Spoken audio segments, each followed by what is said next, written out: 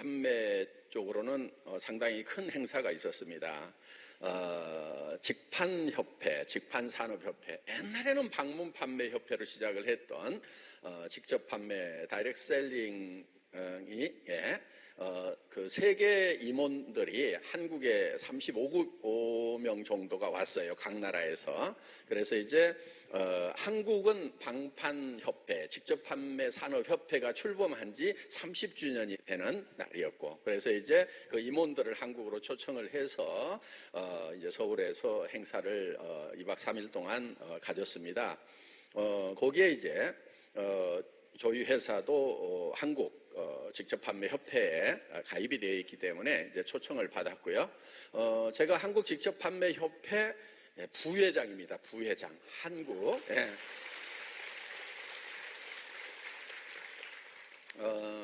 그리고 이제 그 다음날 하루는 이제 애터미를 소개하는 그런 시간이 있었어요. 물론 이제 거기서 이제 점심도 저희가 다 이제 전 세계에서 오신 분들 이렇게 대접을 하고요.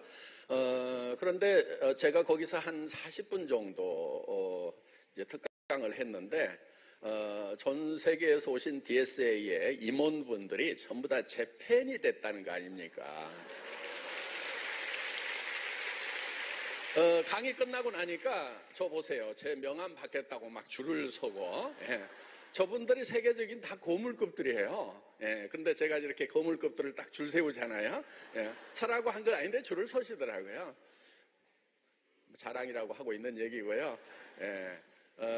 그럼 어떤 얘기를 했길래 팬이 되고 매료가 됐느냐 하는 거예요. 애터미 얘기했어요, 그냥. 애터미 얘기를 했는데, 그분들이 묻는 거예요. 10년이 되지 않았는데 어떻게 1조 원의 매출을 달성을 할 수가 있느냐. 자기들이 전 세계에 직접 판매 회사들을 통계를 내고 뭐 이 트렌드를 분석하고 이런 일들을 다 하고 있는데 애터미는 놀라운 것 같다. 어떻게 해서 그렇게 성장을 할 수가 있었는지에 대해서 당신 얘기를 좀 해달라. 이런 내용이었어요.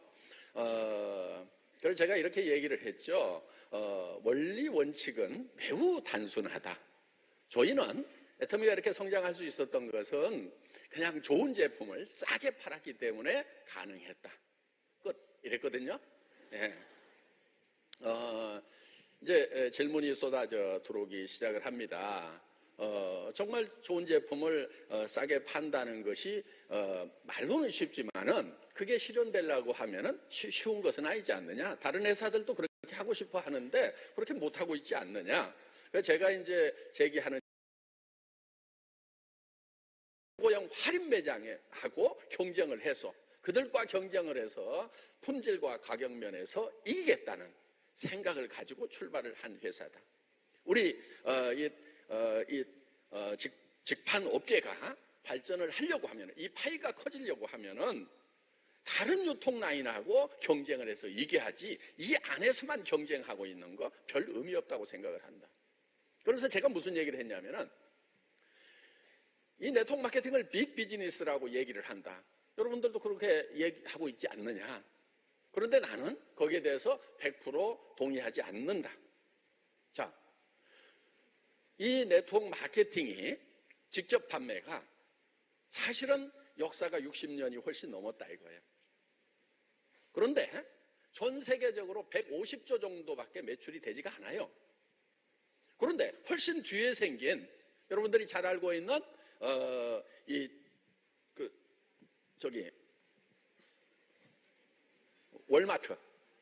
월마트 같은 경우에 이 직접 판매보다 더 늦게 생겼어요.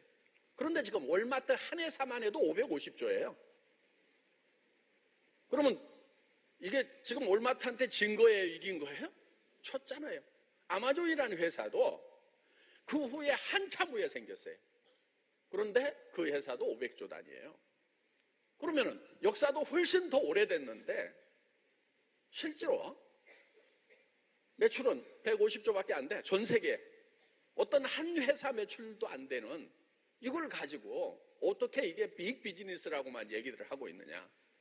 당신들 전 세계에 이 직접 판매 협회에 어떤 통계들을 내고 관리하는 사람들 아니냐. 그래서 시각을 좀 달리할 필요가 있다. 이 안에만 들여다보고 뭐 직판이 뭐 어쩌고 저쩌고 잘 된다고 이렇게 얘기들 하고 있는데 나는 거기에 100% 동의하지 않는다. 정말 이게 커지려고 하면은 할인 매장하고 경쟁을 해야 된다. 월마트하고 경쟁을 해야 된다. 그 다음에 인터넷 쇼핑몰하고 경쟁을 해서 이 정도 역사가 되면 몇 천조까지 커져야 될 거 아니냐. 그런데 150조가 뭐냐? 나는 이 직판 시장 다 먹어도 150조밖에 안 되는데 그러면 월마트 못 따라잡는 거고 아마존 못 따라잡는 거고. 그래서 우리가 이 업계에 시각을 좀 달리할 필요가 있다. 뭐냐면은 다른 유통 라인하고 경쟁해서 이기겠다는 생각을 할 필요가 좀 있다 하는 얘기를 제가 한 거예요. 예.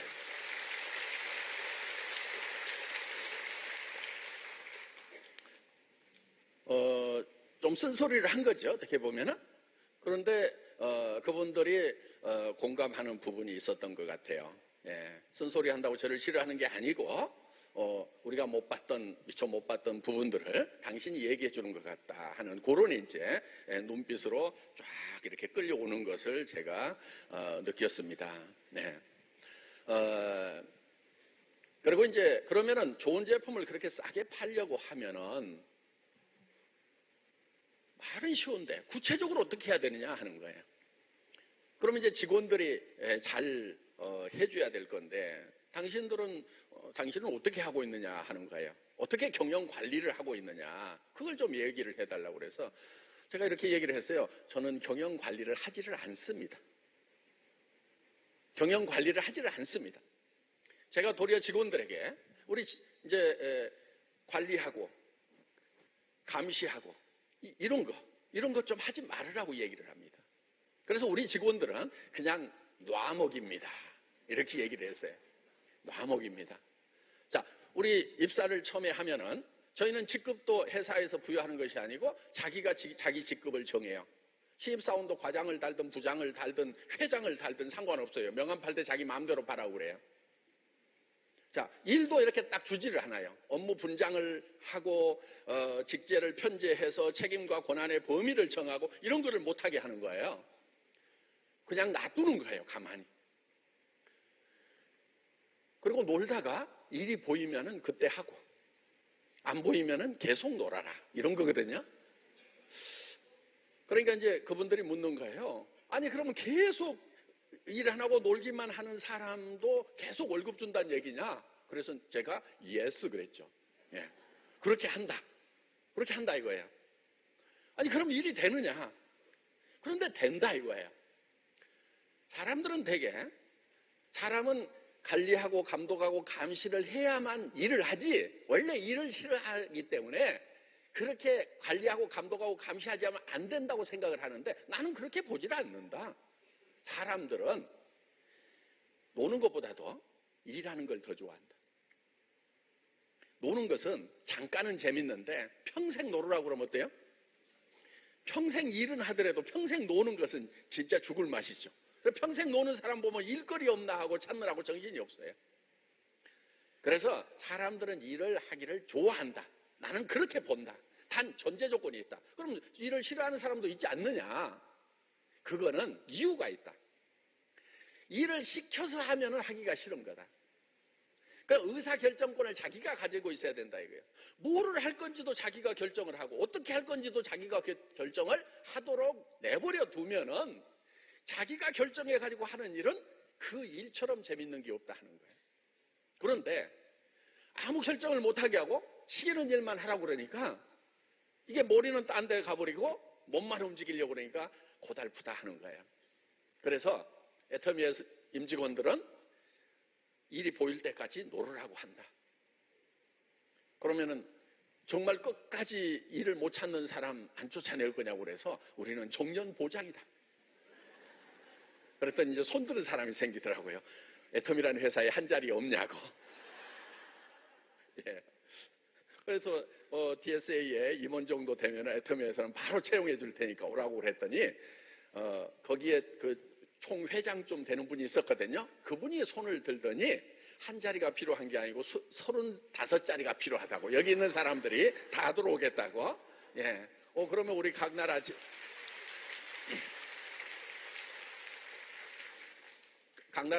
당신들이 지사장을 해라. 아직 안 나간 나라는. 그렇게 하면 되겠죠? 예. 아니, 회사에 대해서 얘기를 들어보고 입사하고 싶다는 회사가 좋아요? 입사해 있던 사람들이 나가고 싶다는 회사가 좋아요? 입사하고 싶다는 회사가 좋은 거예요. 애텀이 좋은 회사라니까요. 예.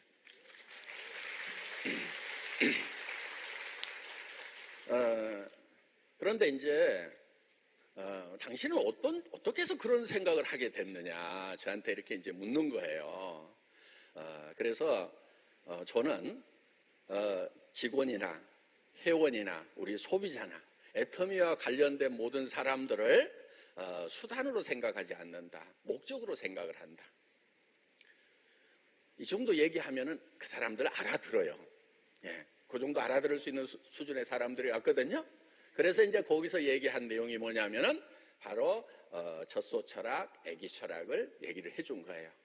젖소를 잘 돌보는 것은, 목장주가 젖소를 잘 돌보는 것은 젖소에 목적이 있는 것이 아니고 젖소로부터 우유를 얻기 위한 거다. 만약에 우유를 생산하지 못하는 그런 젖소를 끝까지 늙어 죽을 때까지 잘 돌봐주고 있을 목장주는 있을까요, 없을까요? 없죠. 바보가 아닌 이상은. 그렇죠? 예. 젖소가 무슨 애완동물도 아니고. 그래서 젖소를 잘 돌보는 것은 우유를 넣는 목적이고 젖소는 수단이다, 수단. 그런데 엄마가 아기를 잘 돌보는 것은 아기로부터 뭐를 얻기 위한 거예요? 아기 자체의 목적이 있는 거예요. 아기 자체의 목적이 있는 거죠.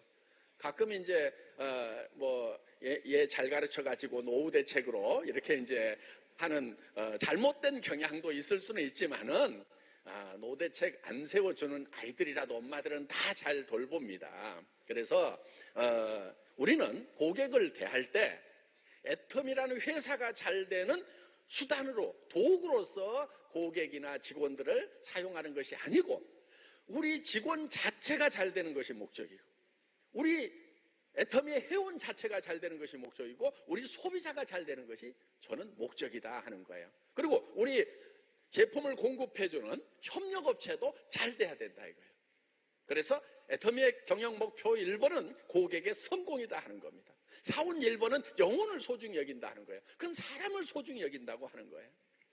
그래서 하나님이 창조하신 사람은 어떤 경우에도 궁극의 목적이 돼야 되지 수단으로 전락을 시켜서는 절대로 안 된다 하는 거예요. 그렇기 때문에 애터미에서는 철저하게 사람을 위한 경영을 하고 있다 하는 겁니다. 요즘에 우리 문재인 대통령께서도 사람이 먼저다 하는 이런 얘기 이제 하시는데 저 많이 공감을 합니다. 사람이 먼저다 하는 거예요. 그래서 돈이 먼저거나 이런 회사 잘 되는 것 자체가 목적이 아니고 사람이 먼저다. 그래서 영혼을 소중히 여기는 그런 이제 기업이다 하는 겁니다. 그래서 우리 임직원들에 대해서도 어떻게든지 일하면서 행복할 수 있도록 환경을 제공을 하는 거다. 그런데 정말 일들을 열심히 하느냐고 그러더라고요. 그래서 열심히 한다. 물론 놀고 있는 직원도 없는 건 아니에요. 예, 아직 시간을 두는 거죠. 더 놀으라고. 그런데 끝까지 노는 직원은 또 있을 거 아니냐 하는 거예요. 그런데 그런 직원도 저는 아주 중요한 역할을 한다고 얘기를 해줬어요.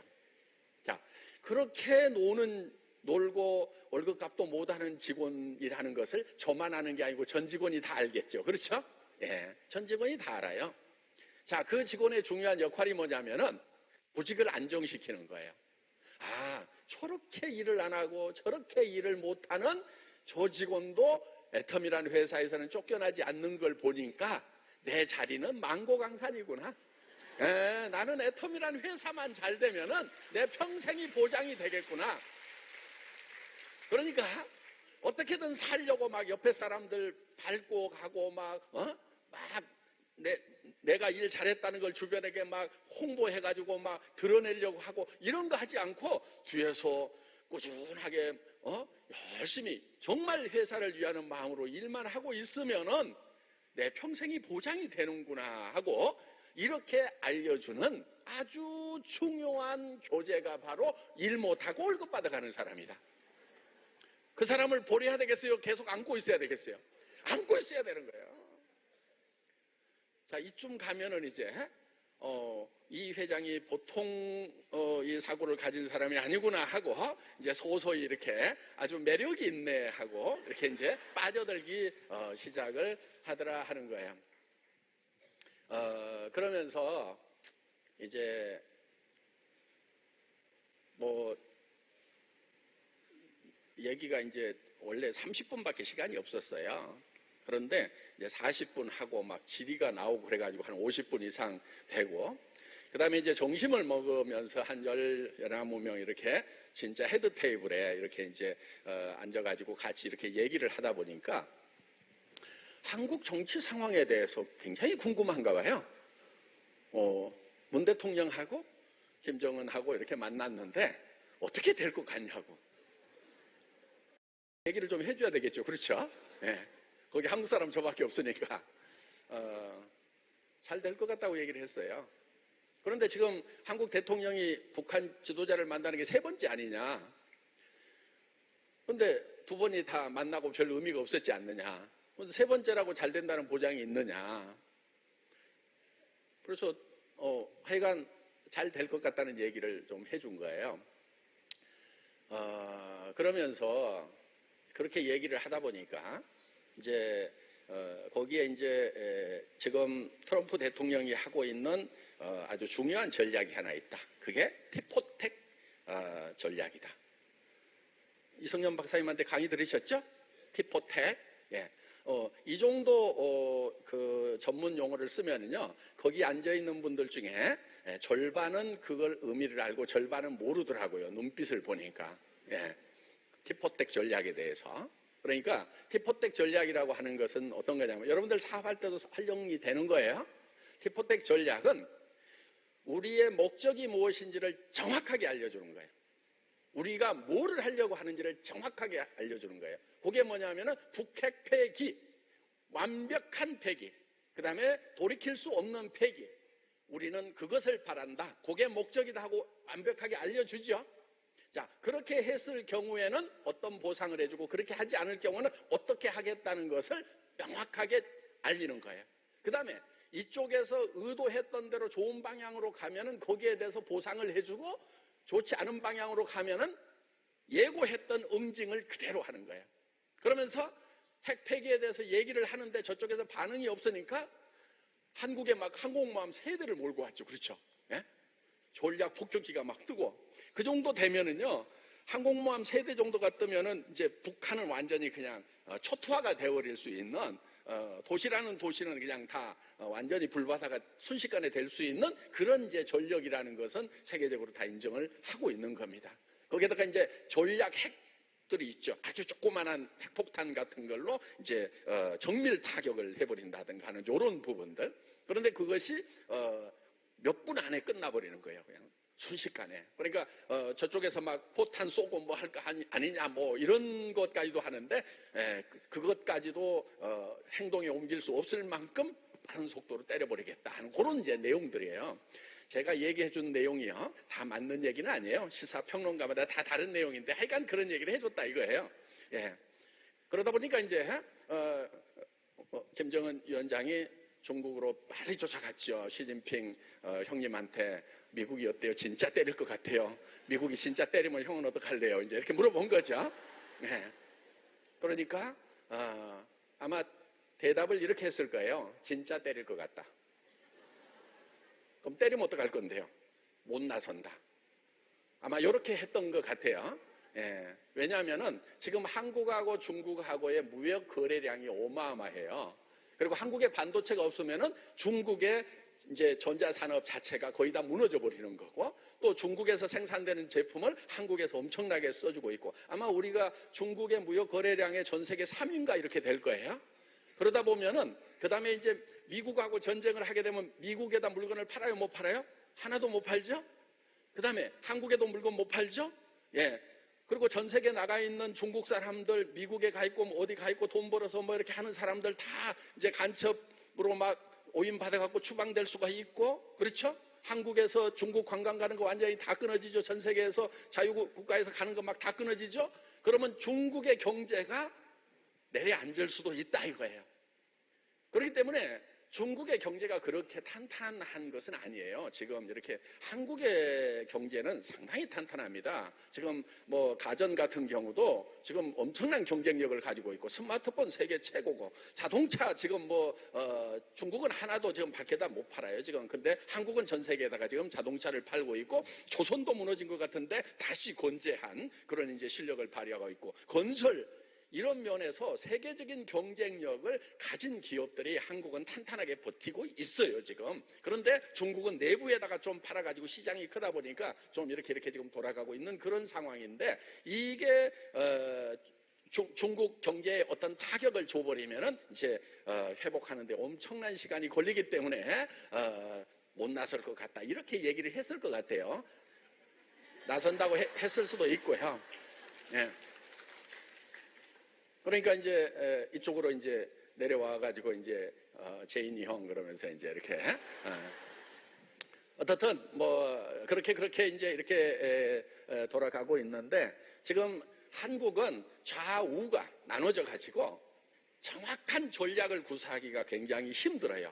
북한을 어떻게 보면은 좋은 쪽으로 유도를 하는데 정확한 전략을 구사하기가 힘들어요. 좌측은 무조건 가자, 우측은 무조건 반대, 이렇게 되고 있단 말이에요. 좌우로 나뉜 것이 지금 우리 국가 경쟁력을 엄청 낮추고 있는 거다 하는 겁니다. 그런데 미국 같은 경우는 이 티포텍 전략을 행정부라든가 각 정보기관에서 정확하게 알고 있어요. 그래서 어떻게 할 것인지, 트럼프 대통령이 협상 자리에 김정은 위원장과 앉지만은 바로 일어서서 나올 수도 있다, 이렇게 얘기를 하고 있잖아요. 그런 것이 다 티포텍 전략에서 나온 거다 하는 겁니다. 그래서 여러분들이 사업을 할 때도 여러분 파트너들에게 내가 당신에게 어떤 목적을 가지고 뭐를 할 거라는 것을 정확하게 얘기를 해줄 필요가 있어요. 나는 당신을 성공시키는 것이 목적이다. 그런데 당신은 뭐를 해야 된다. 그렇지 않으면 당신을 성공시킬 수가 없다. 그렇게 했을 경우에는 내가 어떻게 도와주고, 그렇게 하지 않을 경우에는 나도 어쩔 수 없다 하는 것을 분명하게 알릴 필요가 있다 하는 거예요.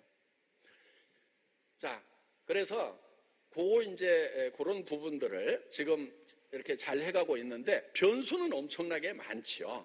그렇지만은 일단은 근데 이제 거기서 묻는 게 그거예요. 아니 정말 믿을 수 있느냐 하는 거예요. 그래서 제가 안 믿으면 어떡할 건데요.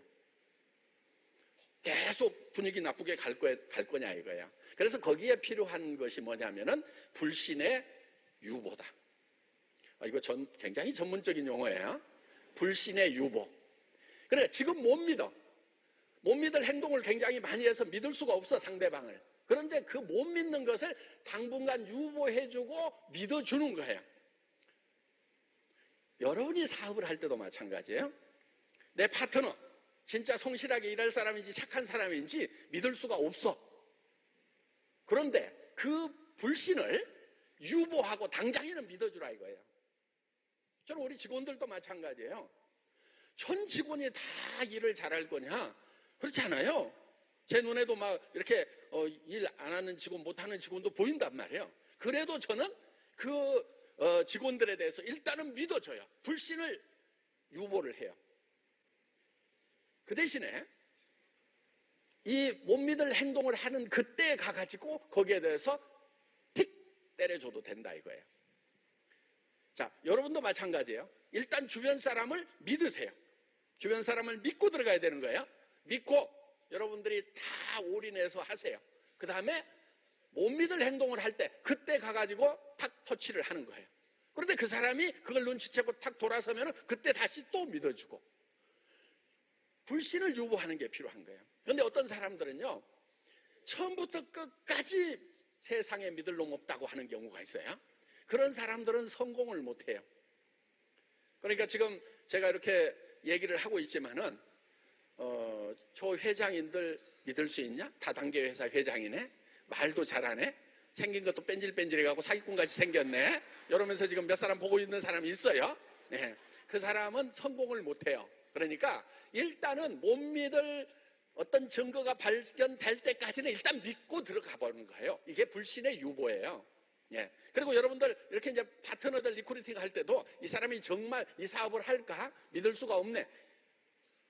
이런 생각이 들더라도요, 그 믿을 수 없는 것을 유보를 시켜놓고 이 사람은 틀림없이 이 사업에 올인을 할 거다고 믿고 얘기를 해 들어가야 된다 하는 거예요. 자, 그래서 불신을 유보하는 것이 필요하다. 북한에 대해서도 일단은 어느 정도 믿어주고, 믿는 데까지 믿어주고 안 될 때 그때 가서는 우리가 다룰 수 있는 힘을 가지고 있으면 된다 하는 겁니다. 하여간 이제 그런저런 얘기를 이제 하다 보니까 지금 이제 이런 작금의 사태가 왜 생겼느냐 하는 데까지 얘기가 된 거예요. 그러다 보니까 제가 이제 이런 얘기를 했죠. 이렇게 전 인류사를 보면은 수천 년 동안 왕정이었다, 왕정. 그런데 한 200년 전에 프랑스 시민혁명이 일어나면서 거기서 시민이 주인이 되는 민주사회라는 것이 처음으로 시작이 됐다. 지금은 이제 대부분의 국가가 민주주의 국가가 됐죠. 북한마저도 민주주의 인민공화국이라고 얘기를 하고 있기는 하다 이거예요. 자, 이제 민주주의를 다 신봉을 하는데 이 민주주의의 기치가 3개가 있어요. 프랑스 혁명 기치가 3개가 있어요. 뭐죠? 자유, 평등, 박애. 그렇죠? 예.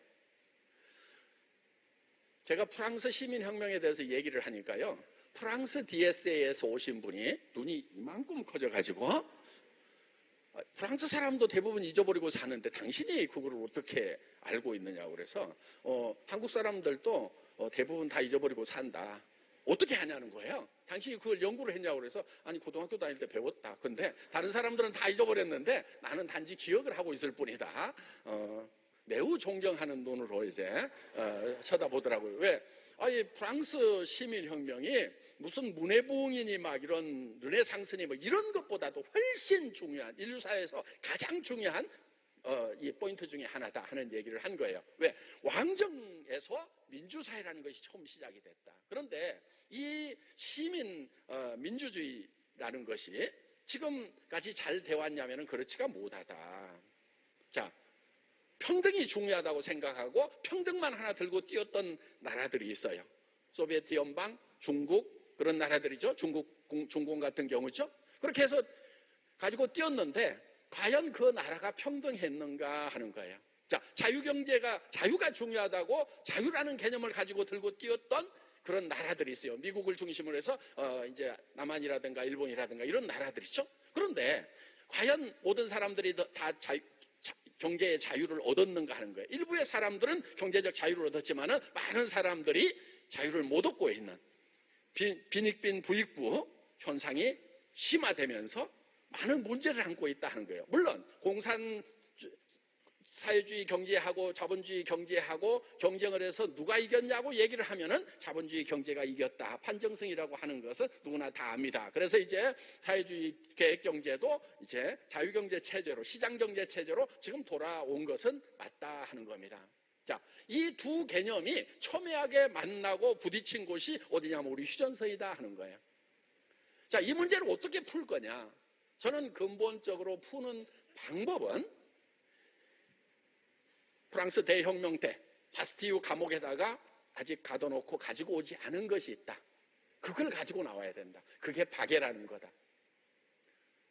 프랑스 대혁명 이후로 자유와 평등은 얘기했지만 아무도 박애에 대해서 정치적으로 어떤 사회운동으로 지금 일으킨 적이 없지 않느냐. 자, 이거를 가지고 와서 자유와 평등을 두 개를 믹스를 해야 된다. 융복합을 해야 된다. 지금 평등이 더 중요하다고 자유를 배격하고 없애는 것이 아니고 평등도 우리는 절대 버릴 수가 없는 개념이고 자유도 우리는 절대 버릴 수가 없는 개념이다. 그런데 이 두 개가 부딪히는 것 같은데 이거를 융복합시킬 수 있는 유일한 것은 박애정신이다. 사랑이다 하는 거예요.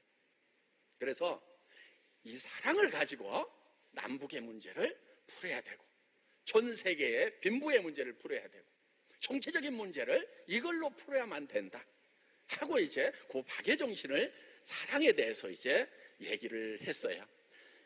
그분들의 이제 표정은 좀 특별한 줄 알았더니 결국은 뭐 가장 평범한 얘기를 하네, 이런 표정들이 이렇게 나오더라고요. 그런데 여러분, 이 사랑이라고 하는 거, 그러면 이 사랑이라는 걸 어떻게 실현을 시켜 나가야 되느냐, 박애라는 걸 어떻게 실현을 시켜 나가야 되느냐 하는 거예요. 그게 이제 고린도전서 13장 사랑장이라고 하는데 잘 나와 있습니다. 사랑은 온유하고, 그렇죠? 그런데 지금 공산사회주의 혁명이 일어났을 때 온유했어요? 아니죠. 자본가들 막 때려 죽이고 불사르고 이 폭력 혁명이 일어났다 하는 거예요. 그게 뭐냐면은 고린도전서 13장 맨 먼저 나오는 사랑이라는 것이 무엇인가, 사랑은 온유하는 거라는 것을 잊어버리고 그거를 바스티유 감옥에다 가둬놓고 나왔기 때문에 분명히 프랑스 시민혁명을 주도했던 사상가들은 박애 정신이 반드시 있어야 된다, 온유해야 된다고 그러는데 온유를 두고 폭력으로 갔던 거예요. 무서웠다 이거예요. 자본주의 경제는 어땠어요? 온유했어요? 대자본들이 지금도 막 기업을 삼키고 서민 경제를 망가뜨리고 하는 그런 폭력에 가까운 그런 현상들이 있지 않느냐 하는 거예요. 자본도 온유해야 되는 거예요. 그리고 자기의 이익을 구하지 아니하며 전부 다 자기의 이익을 구하는 거예요. 공산사회주의가 평등을 주장을 하면서도 결국은 평등한 것이 아니고 더 불평등해진 거예요. 왜? 권력이라는 걸 잡다 보니까 자기의 이익을 구한 거예요. 지금 북한이 대표적인 예죠. 공산당 간부들은 이걸 왜 유지하느냐? 서민들 어떻게 되든지 말든지 상관없이 그냥 막 자기 앞으로 끌어들여가지고 그거를 누리고 살아가는, 자기의 이익을 구하는 문제 때문에 이런 심각한 문제가 생겼다 하는 겁니다. 이런 문제들을 해결을 해야 되는 거예요. 거기에 대한 답은 딱 한 가지입니다. 박애 정신, 사랑인 거예요. 저는 많은 분들이 성경을 붙들었으면 좋겠어요. 성경 안에 이 인류의 문제를 해결할 수 있는 답이 거기에 있는 거예요.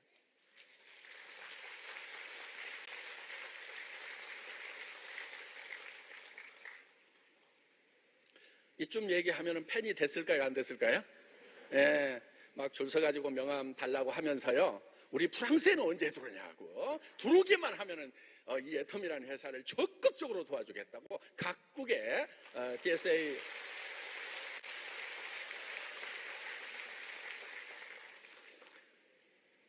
저는 애터미의 이익을 구하는 얘기를 하지 않았거든요. 예, 우리 업계가 어떻게 하면 잘 될 건지, 우리 인류가 어떻게 하면 잘 될 건지 하는 그 얘기를 했는데 사람들은 애터미를 도와주겠다고 얘기를 합니다. 여기에서 여러분들 사업 어떻게 해야 될 건지 이 포인트를 하나 발견하시기를 바라겠습니다. 요즘에